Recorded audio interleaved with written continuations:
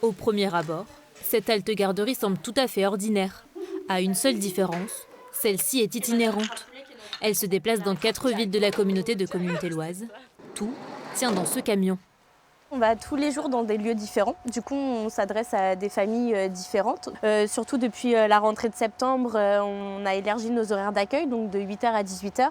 Donc c'est vrai qu'on s'adresse à différentes familles, des familles qui travaillent, d'autres qui sont par exemple en congé parental ou qui sont à la recherche d'un emploi. Tous les matins, 30 minutes sont nécessaires pour installer la halte garderie, quel que soit le lieu. Chaque détail doit être pensé pour sécuriser la salle de judo. On installe tout pour la sécurité des enfants, comme la housse à extincteur. On met des blocs-portes sur tous les placards qui sont là, pour éviter que les enfants puissent les ouvrir. Et après, on installe la halte garderie, donc le micro-ondes pour faire chauffer les repas, les sièges repas.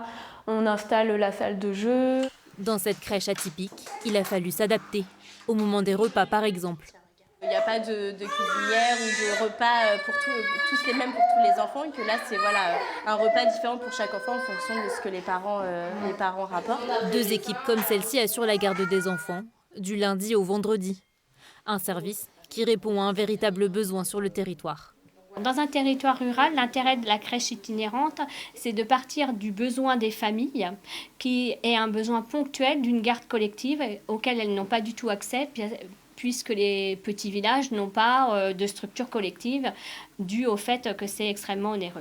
Donc une mutualisation des moyens entre les communes indispensable, y compris aux parents. La quasi-totalité des places est réservée depuis la rentrée, avec même des listes d'attente dans certaines communes.